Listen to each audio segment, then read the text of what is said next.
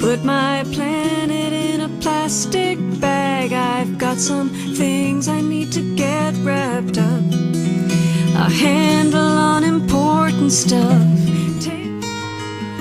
As all of us are stumbling. Couple of tracks from Lynn Harrison. We're back here. We've got Randi Goodman and Mark Litman here. Great to have you guys on the show. Great, thank you. Thank you. How are you?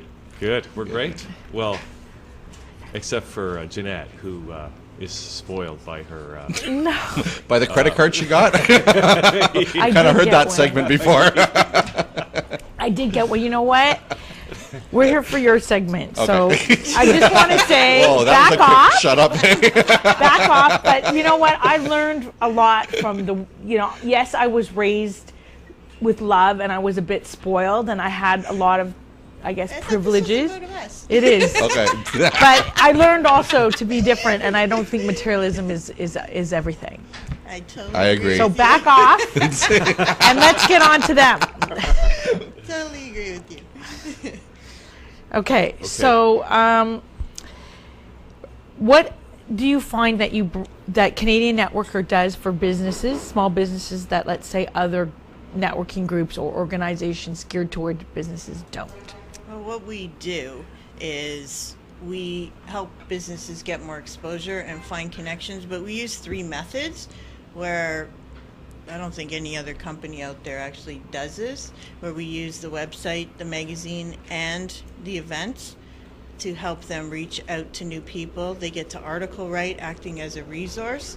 So you're actually creating your own little following by having people constantly coming to the website or to the magazine to read resources about anybody in particular. And if they're fond of a certain business or a certain article writer, then they'll want to keep coming back and seeing what else they're writing about. We're starting to get a really good following with the magazine through promotions that we've been, not the magazine, sorry, the website, with promotions that we've been doing to drive people to the website to see all the different businesses that are online. The website's up to like 1.5 million hits a month, which we think is huge.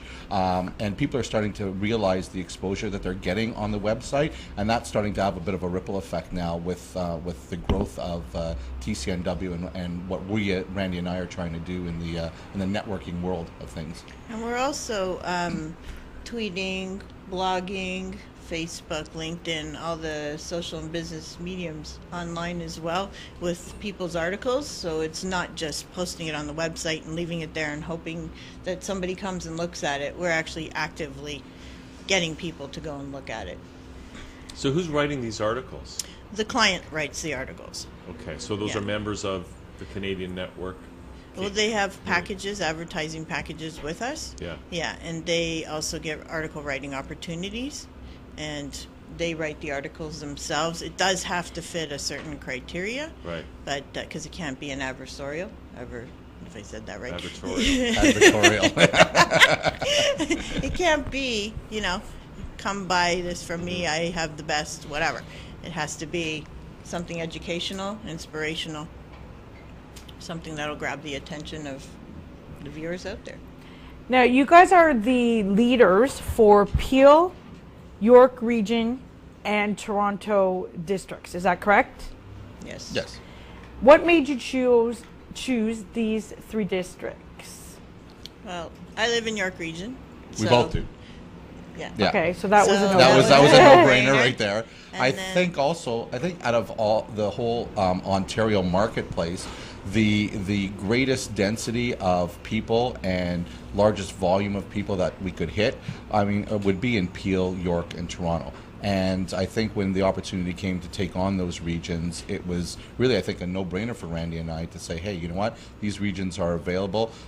We've got the best exposure. We've got the most exposure. Let's jump into these regions and see what we can do with them. Do you find that those regions are very heavy in self-employed people? And do you feel that it's growing? Yeah, I think, well, we all know small business is the building blocks of everything, and small business people, I think, are the most critical parts of getting business moving and building business. And it's these people, the small and the medium businesses, power outage.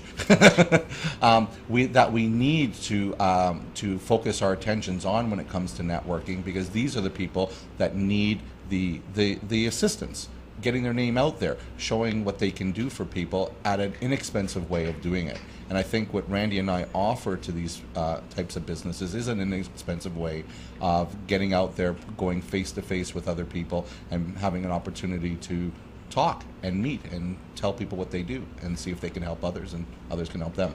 And you have some amazing new events coming up. There's one Tuesday. Tomorrow? Yeah, tomorrow. Talk about that. And there's also on May 3rd the Ultimate Networking Group event. So I'd like to give you an opportunity to talk about both and what they're about. Tomorrow is a smaller event. There's there's no exhibitors. It's just a small speaking segment, and then a power networking done in a triad format, so 3 people together as opposed to one-on-one speed networking. And it's a great way of getting a little bit of information about the other person and seeing if you can find any synergies or connections and be able to help each other. Then the May 3rd event is our huge event. It's the Ultimate Networking event, and that one will have over 80 exhibitors. It's at the Pyle Banquets and Convention Center in Mississauga in the 403 and Mavis area. And it'll be an all-day event from 11 till 7. And then there'll also be a speed networking segment in the evening from 7:30 to 9:30. So we will be having Richard Dolan speaking at our Lunch and Learn, where there will be a lunch. The dinner segment will have Rose Reisman as our guest, and She's the pickle barrel lady. She's the pickle barrel lady. I don't know if she wants that tag. The pickle barrel lady. the art of living she's well. in the She's the art menu. of She's living in the well. menu. Yeah. She's the art of living She's a well. very She's a successful brilliant woman. lady. She's a female entrepreneur who's taken a business from nothing and made it into a fantastic enterprise all on her own. And she's So- also a celebrated author, and Yeah. she's going to be a guest on our show. Really? Yes. Oh my Good. goodness. Good. Go ahead. Okay, so she's going to do our dinner segment. So she'll speak for about an hour and a half, and then we're doing a Power Triad networking segment there too, and serving dinner. And then the evening we have Nicole Jansen, who is a business coach with Sales Partners, and she will be doing a half-hour speaking segment in the evening and doing an hour and a half of speed networking after that. So each of those segments will have a separate price to them, and the main event is a $10 donation to charity, to the Canadian Centre for Abuse Awareness, and they'll be on hand as well. They'll be there at the front door. Now, Richard Dolan, the name's familiar, but what is he Yeah, going to be who is- talking about?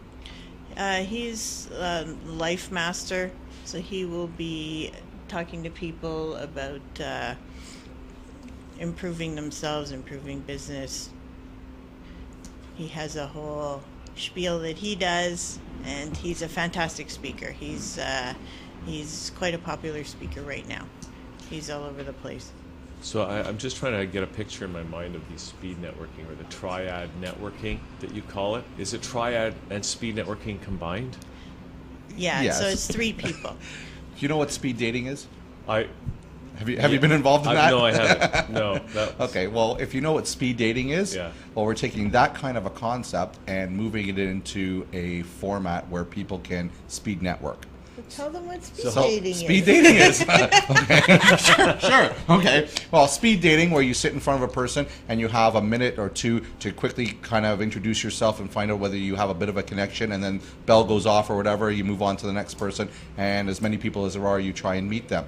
Once you've gone through the gamut of all the people, then those that you feel you've made a great connection with, or a partial connection, you go and approach them kind of after the speed dating is done, so then you have the opportunity to go on a one-on-one with them.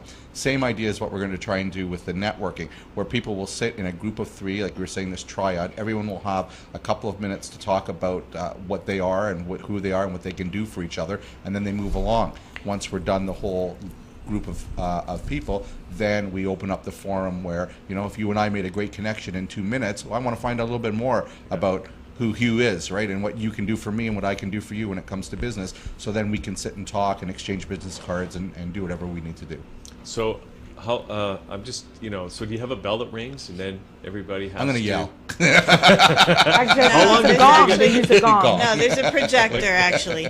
There's a projector. projector, and it's all completely structured. No, it See, I can sounds get fun my though. It hands sounds in like it could almost get a little zany and Well, that's the whole idea. We want to. Business people tend to sometimes be very structured and very serious about what they want to do, and what we want to do is bring a little fun into the game, into the atmosphere, and say, hey, you know what, guys, you're business people, but you know what? Let's relax, take your jacket off, let's have some fun, and in the same idea, learn and make new connections. I think it's a good idea, though, too. Sometimes if it's too informal, in other words, okay, this is the networking portion of the event, and everybody just is free to mingle the way they want. That, some people don't mingle that well, and they just don't, but to structure it this way, you're giving everybody a chance to meet Sure. a whole bunch of other people. Yeah. Well, it'll and- be structured that way in these 3 segments, but the main event is what you're talking about, a big open room, 80 exhibitors, people walking around, meeting the exhibitors. Maybe they're afraid to speak to people in the room. What we're going to do is have ambassadors there. And these ambassadors will actually help people. So instead of people wearing a sticker that says their name, they're going to have a sticker that says what they do. So if you're a mortgage guy, it's going to say mortgage. If you are an investor, it'll say investor. If I'm selling jewelry, it'll say jewelry on it. So whatever it is that you do, so that the ambassadors can take these shyer people and help them find the industries or the types of people they want to connect with.